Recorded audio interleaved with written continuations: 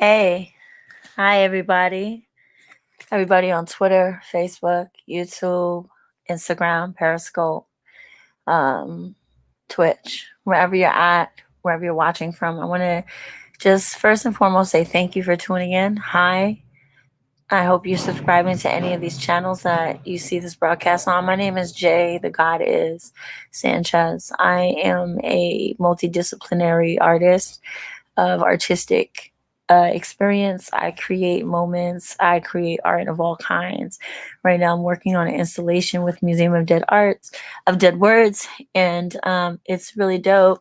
But I'm also living in protest in Brooklyn as a living Black artist, as someone who just wants to live their life. So, because of different courses of events, I was like, let me take advantage of all these tools in COVID and let me start my own thing or just keep building on my own self success. So I'm hoping if you're following and you want to support the arts, you look at the bottom of the screen right there. There's a ticker going by. Yeah, it's got all of our information where you could do direct patronage by sending, a donation to Twitter, to me on Cash App, Venmo, PayPal, whatever. Or you can join our Patreon and see all the perks you get. I just made some new art pieces for our Patreon patrons, so I'm really excited to see who's going to get these new pieces. They're oil on canvas and they're framed.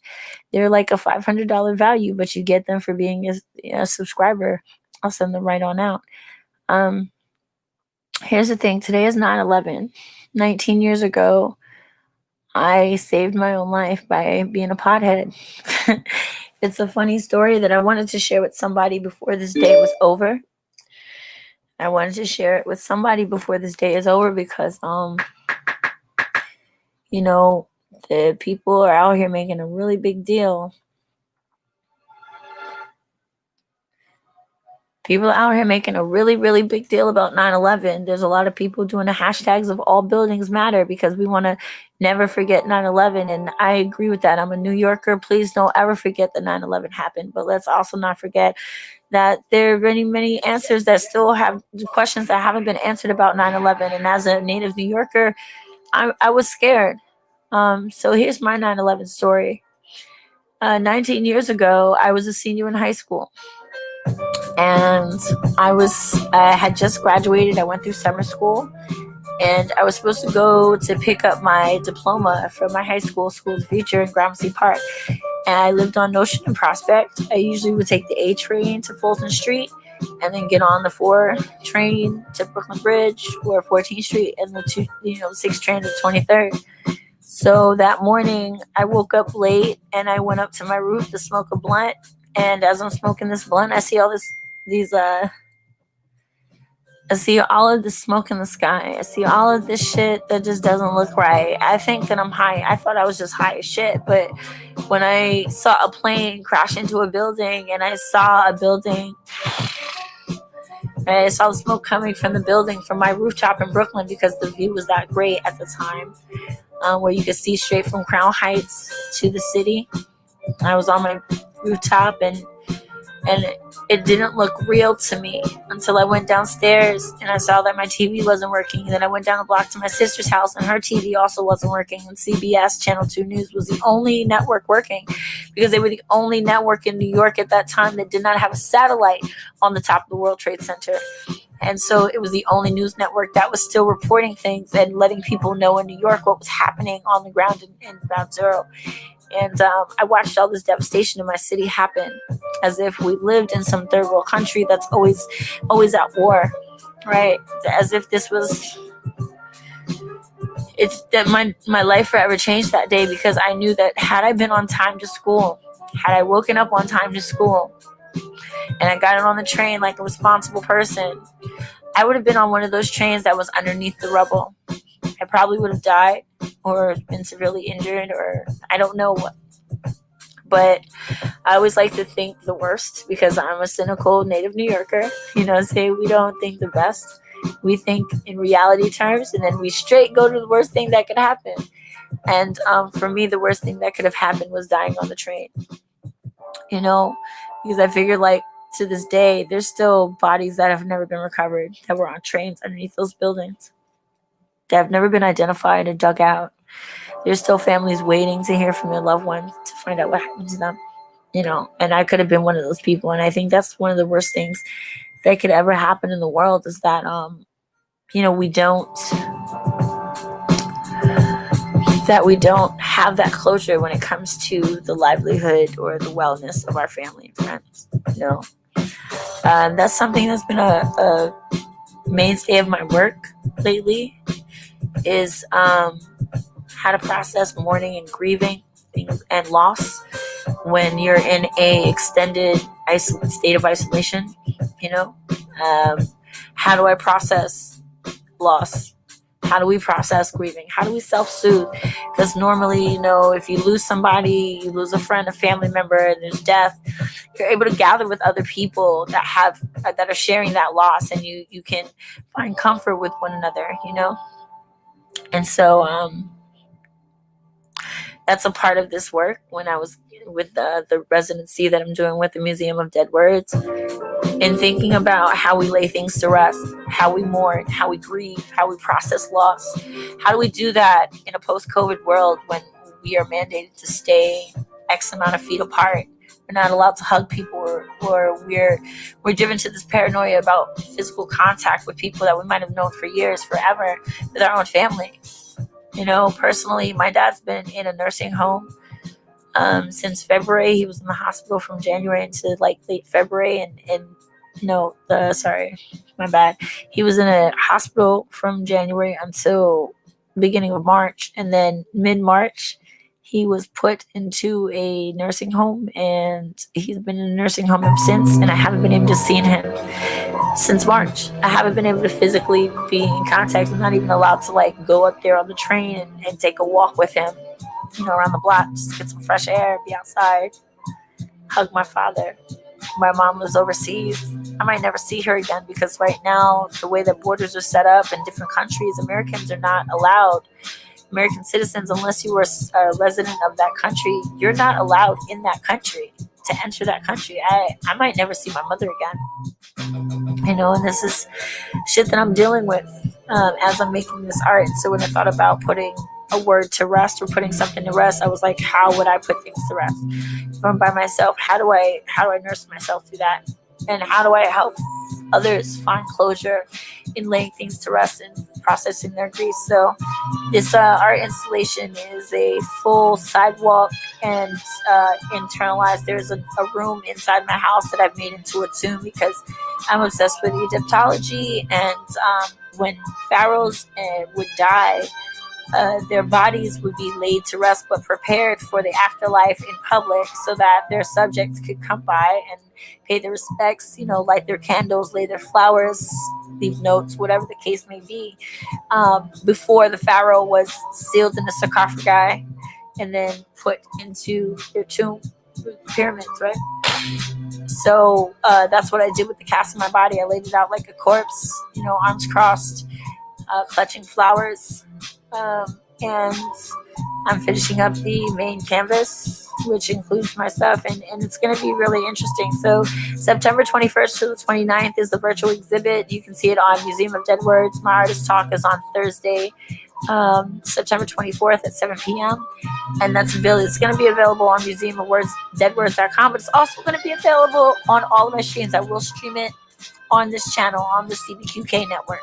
Okay, so if you are on Twitch, or if you are on Periscope, if you are on YouTube, or if you are on Facebook, you can see the artist talk on those days, and also the live events that we'll be doing in person. I will be posting them on Artery and also all our pages, so that you too can, be a part of it. But I'm about to get into some shenanigans for the evening with dear friends of mine. So what I am going to do right now is I made a playlist of music from YouTube. I do not own the rights to this music, but I do think I have the right to use it. These are all underground artists that are friends of mine that I've known for over 10 years. Some of this music I am involved in. Some of it is my original content. So I believe I can use this music, and if I can't, then I can't. It is what it is, and I hope that they don't block my streams again. But again, clapping back, this clapback culture that I seek to put out into the world and promote, is about all of these people, specifically, people like the ones I'm going to highlight on this playlist, and I'm gonna about to switch to. People like me, people like you watching and listening. It's about how we live our lives. The fact that we are out here defining ourselves. We are not conforming to what everybody tells us to do, how they tell us to do it. We are figuring out ways that work for us, and we are not fucking backing down from it. And that's the ultimate clap back. All right. So give yourselves a hand. Shout out to your life. Clap for yourself, Doug. I don't know who's watching me right now, but I thank you. I thank you. I thank you. And before I switch over, just real quick, before I switch over, I'm going to share with y'all the meditation for today, for September 11th. The quote comes from Khalil Gibran. For a love to grow through the tests of everyday living, one must respect that zone of privacy where one retires to relate to the inside instead of the outside. Everybody needs a little time and space where they can go to be alone. This is what's called in a relationship is the danger zone. We all need those few things that we have for ourselves. It could be a thing, a place, an activity, or something we cannot share. What this can look like in a relationship is what's mine is theirs. Everyone has that special thing that they just love to do. What this feels like in a relationship is I'm going out without you. If you want your relationship to grow and flourish and your loved one to remain living and kind, give them the time, space, and opportunity to go out, go and make contact with their own minds. Today, I will let you be with yourself. That's the meditation for the day. Today, I will let you be with yourself. Do you have a special place or person? Do you have a personal space in or outside of your home? How can you make more or better use of it? This is funny that this is the meditation. The meditation is today I will let you be with yourself. The other day I was with my latest paramour, someone I feel is very equally and very well matched for me, that they and I would work well together and could do very amazing things in the world. The thing about it is though that because I'm so emotionally dependent at this time and emotionally available. I'm so emotionally available that when people meet my emotional needs, I find that I kind of vomit them, my emotional expectations, right? When you're not meeting those, when you're not showing up for my emotional needs, right? In the times that I need you emotionally, but you've been there before, I vomit my expectation on you because I get mad that you don't show up. And it's really something I need to realize is that I took myself away from this person. I took myself to a place so I could be alone. I took myself away. So why am I mad that this person is not here with me when I took myself away from them to be alone? Because I recognized that I needed my own space, right? So I was getting to a point where I might become too needed, too all up on you, too much like a happy puppy. please let me. I'm not a happy puppy. Some days I'm not even happy. But I need to check myself when I start to vomit my emotional needs onto somebody that was showing up in a time when I needed that emotional support, because they and I never came to an agreement that they would always show up for my emotional needs, for my emotional support when I needed it. And so we got to check ourselves sometimes. I was talking with my BLT today, and that was a thing that brought up. And the other thing was, you don't have to give all of yourself to somebody else all the time. You can fall in love, you can be involved and very present in that moment, but you don't have to give it all away all the time. Not all of it. And that restraint is no less love than giving it all away. Matter of fact, it's even more love because you're saving some for yourself. You're saving something just for you. So today, I am secure enough and I am okay enough to let you be with yourself, because I needed time by myself. I needed time with myself, and this time with myself is invaluable. So I'm blessed and highly favored, and I'm super thankful. Thank you for listening. Thank you for being here. Thank you for tuning in. Like I said, I'm about to switch it over to my favorite playlist right now. My playlist comprised my playlist is comprised of people, again, people I've known for a long time, that I have nothing but admiration for.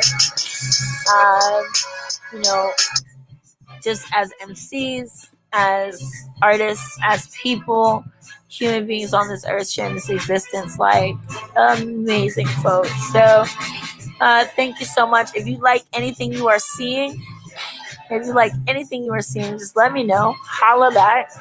And I will, you can reach me. I'll drop my stuff again at the ticker. Everything is in the ticker at the bottom of the screen. Okay. If you want to know who you're listening to, just hit me up with a,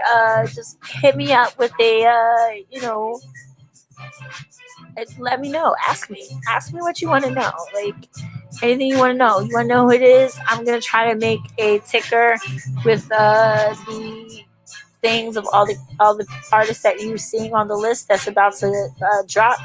But check it out. Shit. Forgot to share the sound, my bad. I feel like I should also just drop you with like one or two freestyles real quick.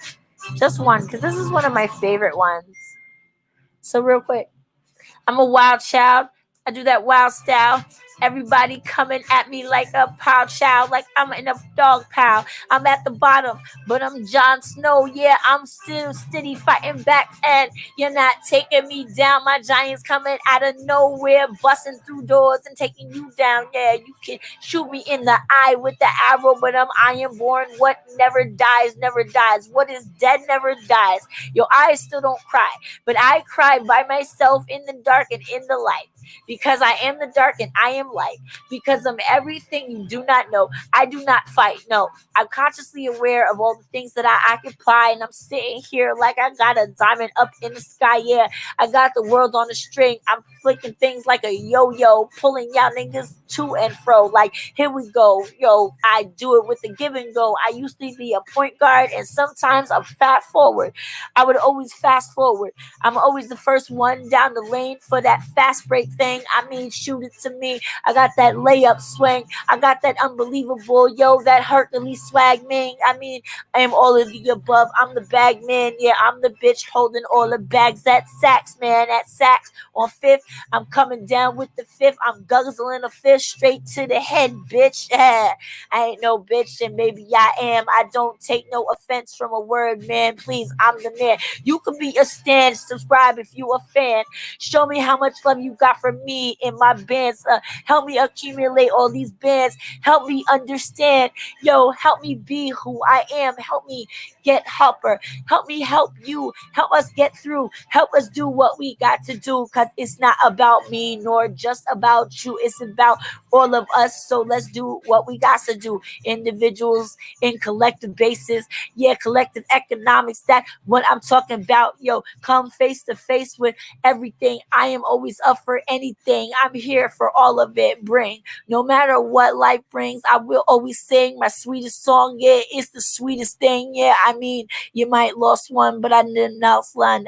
You think I lost some, but nah, I ain't lose one.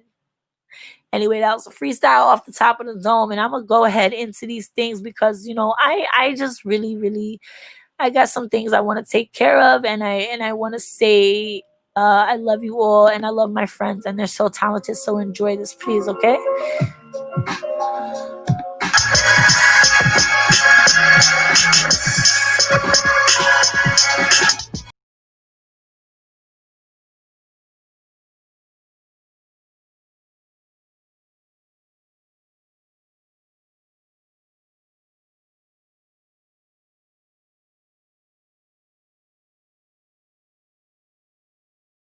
In my anatomy, I got the drive by.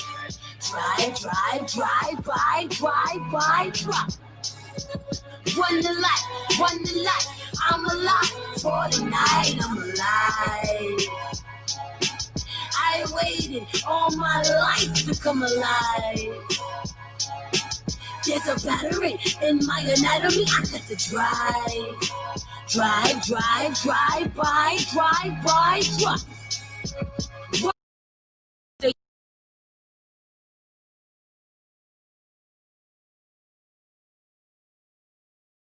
state of mind. At 4:29, I told him not to waste my time. This pussy noteworthy. He showed up at 4:30. Y'all about to close early. Someone get the girl a gurney. She won't make the journey. I don't like her energy. My ability to reveal the liability. Say bye to your man if he's buying into me. Give thanks to high utility. Just a notebook and my G-Pen. If you niggas want war, then we be fed. Papa said be humble, cause you got a reason. I ride it like a stallion till he barely breathing. And then I'm alive.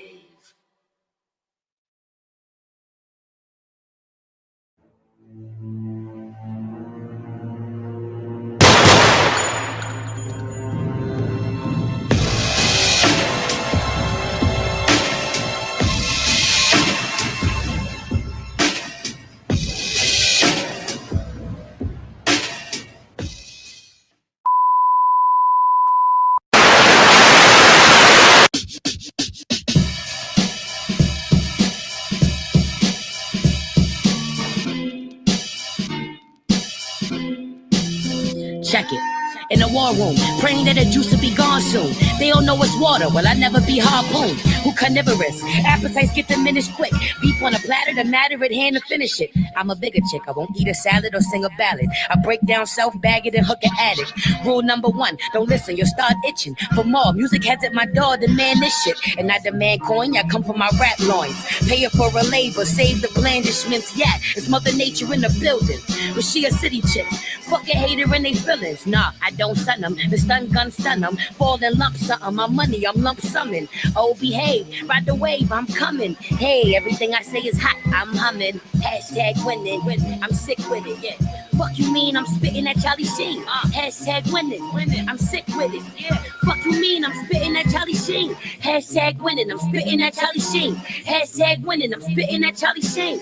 I'm sick with it. I'm spitting at Charlie Sheen. Hashtag winning. I'm spitting at Charlie Sheen. Sick. I spit it like I got the hip. It hurts. Puncture wounds between ribs. I'm the shit. The struggle real. Breathe though. These size 10. Step again when your feet grow. Nah, boy. I'm not tap dancing or lap dancing. I take your ego hostage. Bring that ransom. I feed 5-4 fump. I'm that giant. He pull out his beanstalk. I go climbing. He like Merce. Can we talk? No compliance. You tripping out but ready falling. It's bad timing. I already got a hubby. Now take a swig from this areola, baby. That's all you getting from me, leche. Navigate these cookies to an essay. Good brother Bruce Lee, boy, this pussy, I call him sensei. Bustin', he got the glow. He caught me in his boca. No lie, I go loca for Tony Stalker. Oh, I hashtag winning. I'm sick with it. Fuck you mean, I'm spitting at Charlie Sheen. Hashtag winning. I'm sick with it.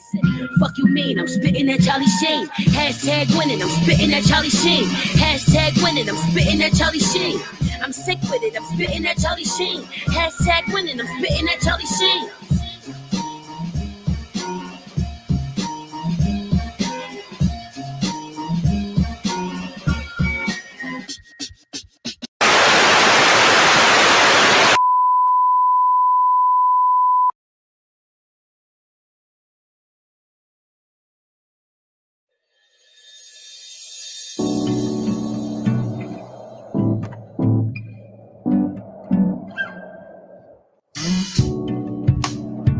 Once upon a time, there was a little boy in the hood. Grew up in Harlem, New York. Wanted to be rich and famous. He was into me. And we talked lividly about romance and dreams, about horizons and scenes. Travel day, roll out on a J, with a black valet. We stopped near the chicken spot by the project. She's waiting the same. She say I'm gonna call you one of these days. My heart lit a flame.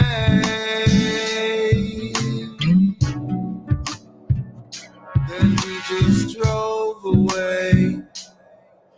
Hey.